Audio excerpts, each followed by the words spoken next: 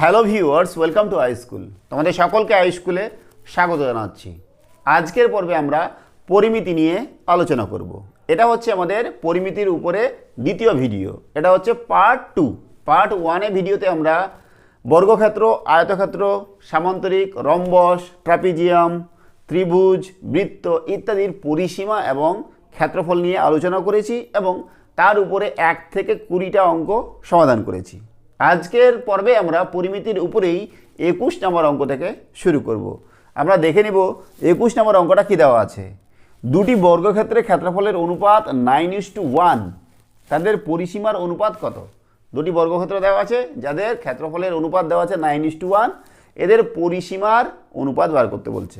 তাহলে আমরা যদি দুটি বর্গক্ষেত্র ধরি, একটা বর্গক্ষেত্রের বাহুর দৈর্ঘ্য ধরলাম এ আর একটার ধরলাম বি, তাহলে এদের ক্ষেত্রফল কত হবে বলো দেখি। যার বাহুর দৈর্ঘ্য এ তার ক্ষেত্রফল হচ্ছে এ স্কোয়ার, আর যার বাহুর দৈর্ঘ্য বি তার ক্ষেত্রফল হচ্ছে বি স্কোয়ার। তাহলে A square is to B square, মানে ক্ষেত্রফলের অনুপাত ইকুয়ালস টু দেওয়া আছে 9:1।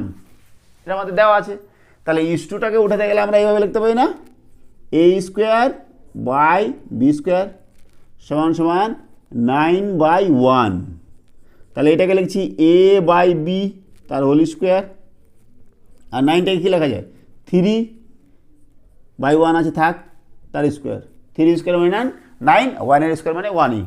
তাহলে দেখো এখান থেকে দুদিকে আমাদের স্কোয়ার আছে, তাহলে দুদিকে যদি রুট বার করি তাহলে আমরা এখান থেকে এ বাই বি কত পাবো 3/1, অর্থাৎ এ ইজ টু বি সমান সমান পাচ্ছি 3:1।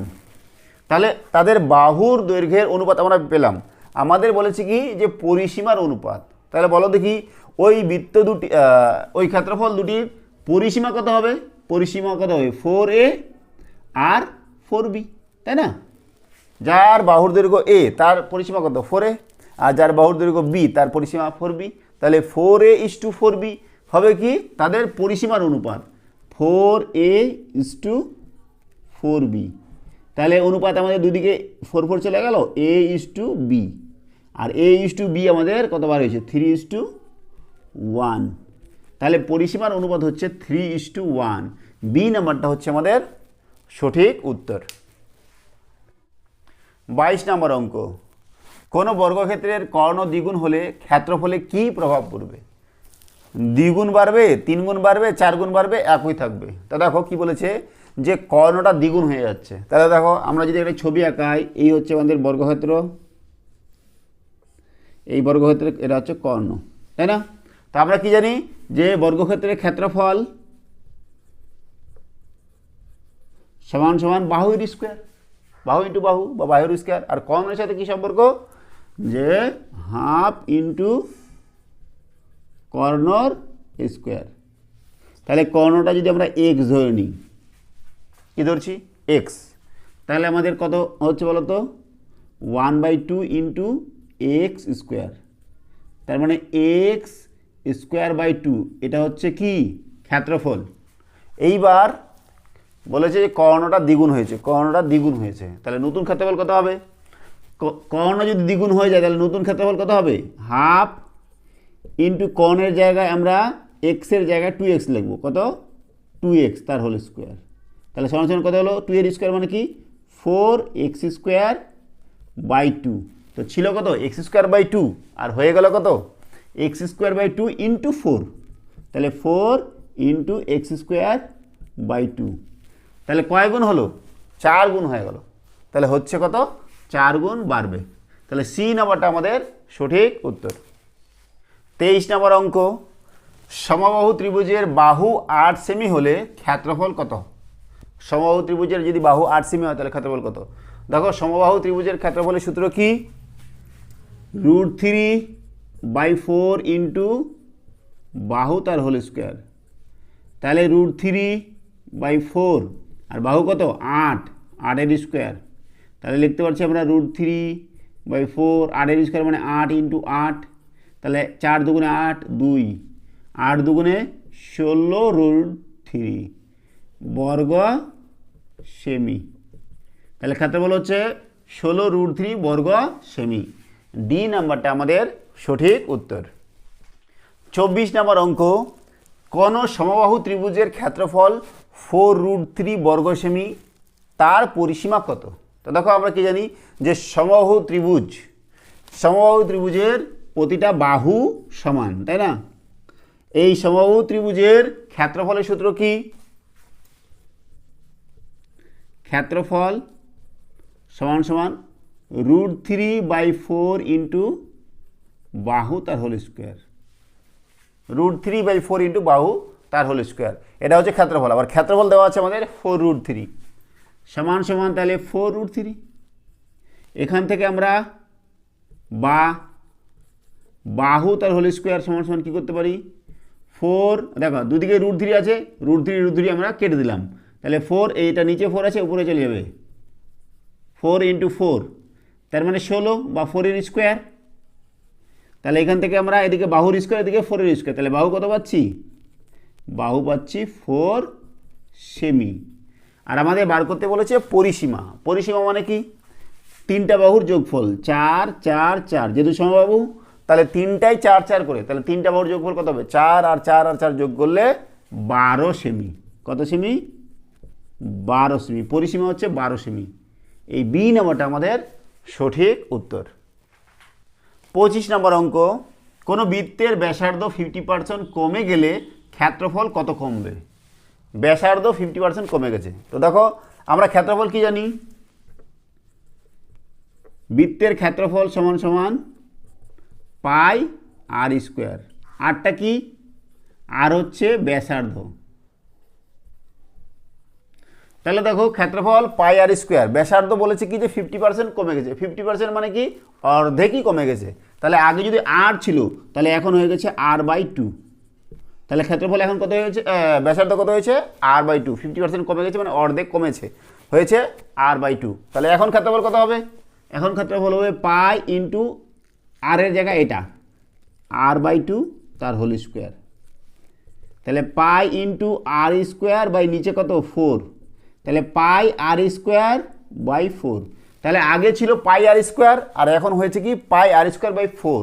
মানে যেটা আছে তার 4, এটাকে যদি 4 ভাগ যদি করি ততটা হয়ে গেছে। তাহলে কমছে কতটা? ছিল পাই আর স্কোয়ার, এটা থেকে যদি এটা মাইনাস করি পাই আর স্কোয়ার বাই 4, এখান থেকে আমরা পাই আর স্কোয়ার কমন নিই।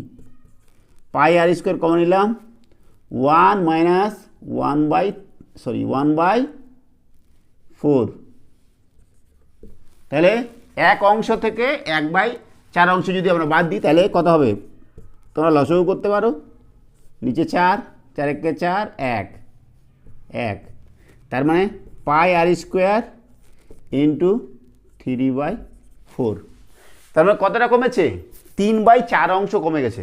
দেখো এটা ছিল এতটা ইন্টু এটা এতটা কমেছে, মানে কতটা কমেছে? 3/4 অংশ কমেছে। এইবার আমাদের বলেছে পার্সেন্টে বার করতে বলেছে। এত অংশ মানে কি? কত পার্সেন্ট? এটাকে যদি আমরা পার্সেন্টে করি তাহলে 100 দিয়ে গুণ করতে হবে। তাহলে 4 দিয়ে কাটাকাটি করলে 25 4 100, 25 3 75। তাহলে 75% কমেছে। কতটা কমেছে? 75%। সি নাম্বারটা আমাদের সঠিক উত্তর। 26 নম্বর অঙ্ক, যদি কোনো বৃত্তের ব্যাস 100% বাড়ে তার ক্ষেত্রফল শতকরা কত বাড়বে? ব্যাসটা বৃদ্ধি পেয়েছে কতটা? 100%। তো দেখো একটা বৃত্তের ব্যাস, আর তাকে আমরা কি ধরি? ব্যাসার্ধ। আর ব্যাস কি? ব্যাস হচ্ছে ব্যাসার্ধের দ্বিগুণ, তার মানে 2r। বোঝা গেল? তাহলে যদি আর যদি ব্যাসার্ধ হয় তাহলে ক্ষেত্রফল কত বলো তো? ক্ষেত্রফল হচ্ছে পাই আর স্কোয়ার। আচ্ছা, এবার বলেছে কি যে ব্যাস বেড়েছে 100%। 100% মানে কি? যতটা ছিল অতটাই বেড়েছে। তার মানে 2r ছিল, আবার 2r বেড়েছে, মানে ডবল হয়ে গেছে, দ্বিগুণ বেড়েছে। তাহলে ব্যাস এখন কত হয়েছে? 4r। এখন যদি ব্যাস 4r হয় তাহলে ব্যাসার্ধ কত হবে? ব্যাসার্ধ সমান সমান 4r/2 সমান সমান 2r। তাহলে এখন ব্যাসার্ধ হয়ে গেছে 2r, আগে ছিল r, এখন হয়েছে 2r। তাহলে এখন ক্ষেত্রফল কত হবে? এখন ক্ষেত্রফল হবে পাই, আর এর জায়গায় লিখবো এটা আমরা 2r তার হোল স্কোয়ার। তার মানে কত হবে? 2 এর স্কোয়ার মানে 4, 4πr²। আগে ছিল πr², এখন হচ্ছে 4πr²। তাহলে কতটা বৃদ্ধি পেল? মাইনাস করব, 4πr² থেকে πr² বাদ দিলাম, সমান সমান কত হলো? 3πr²। তার মানে আমাদের 3 গুণ বৃদ্ধি পেয়েছে। কয় গুণ? 3 গুণ। 3 গুণ মানে কত পার্সেন্ট? 3 × 100, তার মানে 300% বৃদ্ধি পেয়েছে। কত পার্সেন্ট? 300%। সি নাম্বারটা আমাদের সঠিক উত্তর। 27 নম্বর প্রশ্ন, কোনো চাকার ব্যাস 63 সেমি, 100 পাক কত দূর পথ, 100 পাকে কত দূর পথ যাবে? একটা চাকা আছে, সেই চাকাটা মানে কি? চাকার আকৃতি কি? বৃত্তের আকৃতি। তার ব্যাস দেওয়া আছে 63। ব্যাস কত? 63। তাহলে ব্যাসার্ধ কত বলো তো? ব্যাসার্ধ সমান সমান 63/2, এত সেমি, তাই না? আর ব্যাসার্ধটাকে আমরা কী দ্বারা ডিভাইড করি? আর দ্বারা। তাহলে আর হচ্ছে 63/2 সেমি। আর আমাদের কি বলেছে যে 100 পাক গেলে কতটা দূরত্ব যাবে? 1 পাক যাওয়া মানে কি? 1 পাক যাওয়া মানে তার নিজের পরিধি যেটা, ততটা যাওয়া। তাহলে পরিধিটা বার করে দিই। তাহলে পরিধি কত? পরিধি সমান সমান 2πr। 2 পায়ের মান কত? পায়ের মান হচ্ছে 22/7, আর আর হচ্ছে আমাদের 63/2। দেখো 7 9 63, 9। এবার 2 দিয়ে কাটা গেল, 9 2 18, 8 হাতে 1, 9 2 18, 19, এত সেমি। তাহলে পরিসীমা হয়ে গেল 198। তার মানে কি? 1 পাক যদি যায় তাহলে 198 সেন্টিমিটার পথ যাবে। তাহলে আমাদের 100 পাক গেলে কতটা যাবে? এটা দিয়ে 100 দিয়ে গুণ করতে হবে। তাহলে 198 × 100 সেমি। তাহলে 198 0 0 এত সেমি। এইবার আমাদের উত্তর কি আছে দেখো? মিটারে। আমরা কি জানি যে 100 সেন্টিমিটারে 1 মিটার। তাহলে এখানে যদি আমি 100 দিয়ে ভাগ করে দিই তাহলে আমাদের মিটার হয়ে গেল। 100 দিয়ে ভাগ করলে 2টা শূন্য চলে যাবে, তার মানে 198 মিটার হয়ে যাবে। বোঝা গেল? তাহলে উত্তর হচ্ছে আমাদের বি নাম্বারটা, যে 198 মিটার পথ যাবে। 28 নম্বর অঙ্ক কি বলেছে? যে একটি ঘড়ির মিনিটের কাঁটার দৈর্ঘ্য 7 সেমি, 30 মিনিট ঘুরতে কাঁটাটি কতটা জায়গা নেবে? তোমরা নিশ্চয়ই দেওয়াল ঘুরে দেখেছো। তো দেওয়াল ঘুরি যে আমাদের মিনিটের কাঁটাটা আছে, সেটা 30 মিনিটে কতটা যায়? অর্ধেকটা রাস্তা যায়। এই মনে করো একটা দেওয়াল ঘুরি, এই হচ্ছে আমাদের এখানে এটা মিনিটের কাঁটা, ঠিক আছে? 30 মিনিটে কোথায় যাবে এটা? এই কাঁটাটা একদম এখানে আসবে, তাই না? তার মানে এই বৃত্তটার অর্ধেকটা রাস্তা যাবে, তাই না? তাহলে এইটা আমাদের বার করতে বলছে, এটা কতটা রাস্তা, মানে কতটা জায়গা। তাহলে গোটাটায় যদি আমরা ক্ষেত্রফল বার করি এই বৃত্তটার, তার যদি অর্ধেক করে দিই তাহলে আমাদের হয়ে গেল। তাহলে আমাদের মিনিটের কাঁটাটার দৈর্ঘ্য কত দেওয়া আছে? 7 সেমি। 7, এটাই হচ্ছে তার কি? ব্যাসার্ধ, তাই না? তাহলে কাঁটার দৈর্ঘ্য যদি 7 হয় তাহলে আর হয়ে গেল আমাদের 7 সেমি। তাহলে ক্ষেত্রফল বার করি। ক্ষেত্রফল কত? πr²। তাহলে পাই মানে 22/7 × আর মানে কত? 7-এর স্কোয়ার। তার মানে 22 × একটা 7 চলে গেল 7। ঠিক আছে, এইটুকু থাক, বা বার করতে পারো, কোনো সমস্যা নেই। তাহলে ক্ষেত্রফল এটা, কিন্তু বলেছে যে 30 মিনিটে, তার মানে অর্ধেকটা হবে, তাই না? অর্ধেকটা। তার মানে এটাকে আমরা যদি 2 দিয়ে ভাগ করে দিই তাহলে হয়ে গেল। 2 দিয়ে ভাগ করলে 11 11 × 22, 11 × 7 = 77, এত বর্গ সেমি জায়গা যাবে। কতটা জায়গা নেবে? 77 বর্গ সেমি জায়গা নেবে। সি নাম্বারটা আমাদের সঠিক উত্তর। 29 নম্বর অঙ্ক কি দেওয়া আছে? যে একটি আয়তক্ষেত্রের দৈর্ঘ্য 20% বৃদ্ধি ও প্রস্থ 10% হ্রাস পেলে তার ক্ষেত্রফল কত শতাংশ পরিবর্তন হবে? তো দেখো একটা আয়তক্ষেত্র, এই মনে করো একটা আয়তক্ষেত্র, এটা হচ্ছে দৈর্ঘ্য ধরলাম x, প্রস্থ ধরলাম y। তাহলে আমাদের যদি দৈর্ঘ্য যদি 20% বৃদ্ধি পায় আর প্রস্থ যদি 10% হ্রাস পায়, তাহলে ক্ষেত্রফলের কি পরিবর্তন হবে সেইটা আমাদের বার করার একটা সূত্র আছে। তো আমরা ধরে নিচ্ছি যে দৈর্ঘ্য মনে করো x% বৃদ্ধি পেল। কত পার্সেন্ট? x%। দৈর্ঘ্য x না, মানে x% বৃদ্ধি পাচ্ছে আর y% বৃদ্ধি পাচ্ছে। তাহলে যদি x% বৃদ্ধি পায় আর y% যদি প্রস্থটা হ্রাস পায়, যখন বৃদ্ধি পাবে তখন সেটাকে আমরা প্লাস ধরবো, আর যখন হ্রাস পাবে সেটাকে আমরা মাইনাস ধরবো। তাহলে প্লাস, দৈর্ঘ্য বৃদ্ধি পাচ্ছে তার মানে এটা প্লাস, আর হ্রাস মানে মাইনাস। সূত্রটা দেখো, x% মাইনাস y%, তারপরে কী হবে? Plus into minus. এটা প্লাস হয়েছে তাই না, আর এটা মাইনাস হয়েছে। প্লাস ইন্টু মাইনাস করলে কী হয়? মাইনাস হয়। তাহলে প্লাস ইন্টু মাইনাস হচ্ছে minus x into y divided by 100%। এইটাই আমাদের হচ্ছে সূত্র, যে x% মাইনাস y% ইন্টু, তারপরে কী হবে? এই দুটা গুণ করে, যদি দুটাই মাইনাস হয়, দুটাই যদি হ্রাস পায়, তাহলে মাইনাসে মাইনাসে প্লাস হয়ে যাবে, তখন বোঝা গেল? তাহলে আমাদের দেখো কত পার্সেন্ট বৃদ্ধি পেয়েছে? 20%। তাহলে 20% বৃদ্ধি হলো। হ্রাস কতটা হয়েছে? হ্রাস হয়েছে 10%। আর প্লাস মাইনাসে কী হয়? মাইনাস, বৃদ্ধিটা 20, হ্রাসটা হচ্ছে 10 ডিভাইড বাই 100। তাহলে এখান থেকে আমরা দেখো 10 দিয়ে কাটাকাটি করলে থাকছে কত? 20 থেকে 10 বাদ দিলে 10 মাইনাস 2%। তার মানে 10 থেকে 2 বাদ দিলে 8%। যেহেতু প্লাস হচ্ছে তার মানে কী হবে? বৃদ্ধি, 8% বৃদ্ধি। বি নাম্বারটা হচ্ছে আমাদের সঠিক উত্তর। 30 নম্বর অঙ্ক কী দেওয়া আছে? যে একটি বর্গক্ষেত্রের বাহুর দৈর্ঘ্য 10 সেমি হলে তার কর্ণের দৈর্ঘ্য কত? তো দেখো আমরা জানি যে এই হচ্ছে বর্গক্ষেত্র, এটা হচ্ছে কর্ণ। বর্গক্ষেত্রের কর্ণ সমান সমান বাহু ইন্টু √2। তাহলে বাহুর দৈর্ঘ্য কত আছে? 10। তাহলে 10 ইন্টু √2 এত সেমি। কত হবে? 10√2 সেমি। বি নাম্বারটা আমাদের সঠিক উত্তর। এবার করছি আমরা 31 নম্বর অঙ্ক। একটি ত্রিভুজের 3টি বাহুর দৈর্ঘ্য 7 সেমি, 8 সেমি, 9 সেমি, তার ক্ষেত্রফল কত? দেখো এটা একটা বিষমবাহু ত্রিভুজ। তাহলে এই রকম ত্রিভুজের ক্ষেত্রফল বার করার আমাদের সূত্র কি? যে এদের পরিসীমা বার করতে হবে। পরিসীমা কত? পরিসীমা কত? 7 যোগ 8 যোগ 9 সমান সমান কত? 8 7 15, 15 আর 9 হচ্ছে আমাদের 24। আচ্ছা, তারপরে কী বার করতে হবে? তারপরে বার করতে হবে এস। এস কি?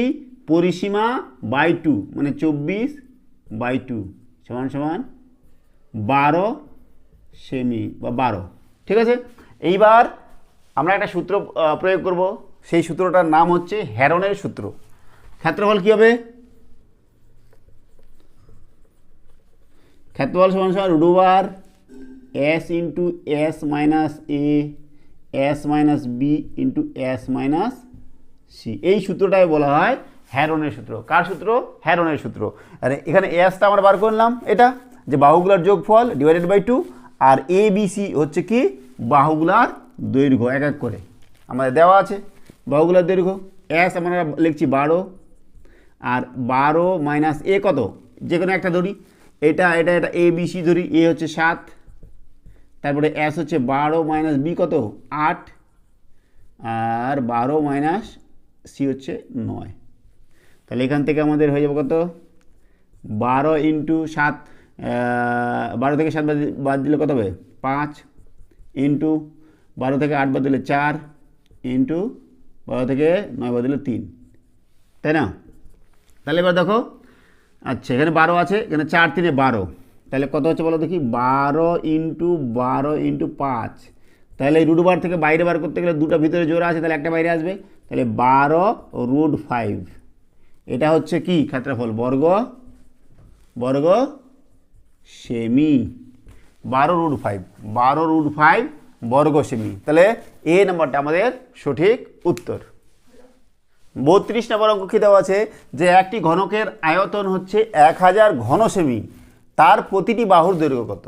দেখো ঘনক তোমরা দেখেছো লুডুর ছক্কা, সেটা হচ্ছে ঘনক।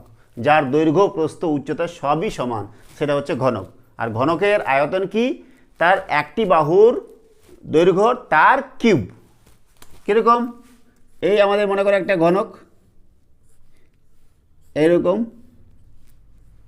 যার দৈর্ঘ্য প্রস্থ উচ্চতা সবগুলাই সমান। আমরা যদি সেটাকে এ ধরি, তাহলে তার আয়তন কত হবে? আয়তন সমান সমান এ ইন্টু এ ইন্টু এ, অর্থাৎ এ কিউব। বোঝা গেল? আর এখানে আয়তন আমাদের দেওয়া আছে কত? 1000। তাহলে এখানে এ কিউব সমান সমান আমাদের 1000 লিখতে পারি। এবার 1000টাকে আমরা 10 ইন্টু 10 ইন্টু 10 বা 10-এর কিউব। তাহলে এটা যদি বাহু হয় তাহলে এ কিউব সমান সমান 10 কিউব। তাহলে এ পেয়ে যাচ্ছে আমরা 10। তাহলে বাহু পেলাম কত? বাহু পেলাম 10 সেমি। আমাদের কি চেয়েছে? যে প্রতিটি বাহুর দৈর্ঘ্য। তাহলে প্রতিটি বাহুর দৈর্ঘ্য হচ্ছে আমাদের 10 সেমি। এই হচ্ছে আমাদের বি নম্বরটা সঠিক উত্তর। 33 নম্বর অঙ্ক। একটি আয়তক্ষেত্রের দৈর্ঘ্য 15 সেমি, প্রস্থ 8 সেমি, তার কর্ণের দৈর্ঘ্য কত? তো দেখো, একটা আয়তক্ষেত্র, এই হচ্ছে আমাদের আয়তক্ষেত্র। দৈর্ঘ্য কত দেওয়া আছে?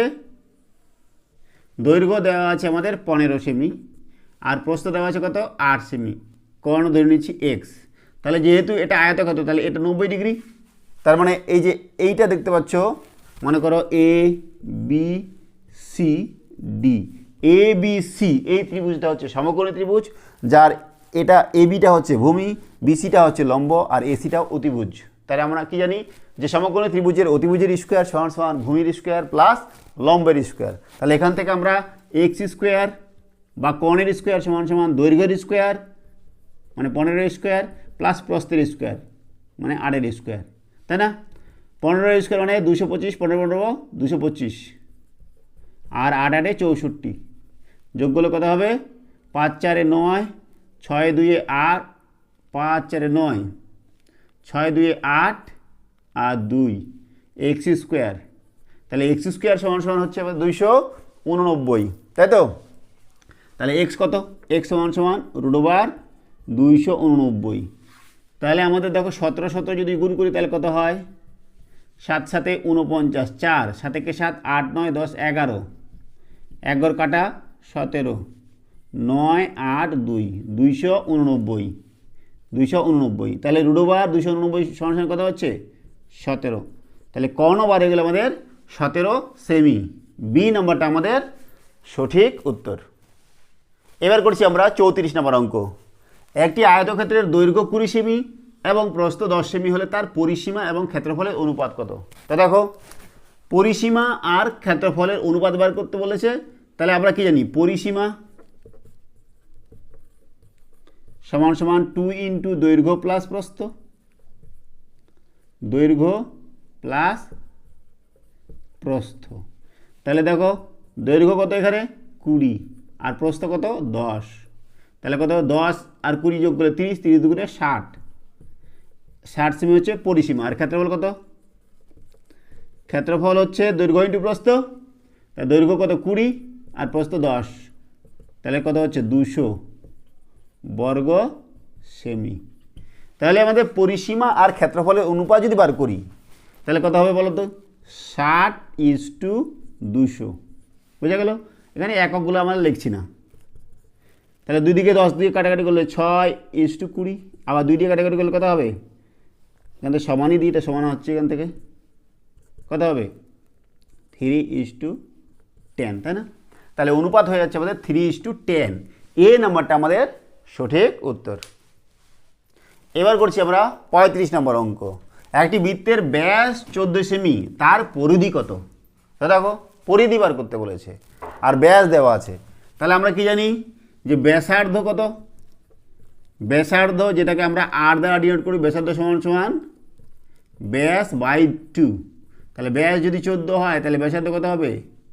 7 সেমি। আর পরিধি কি?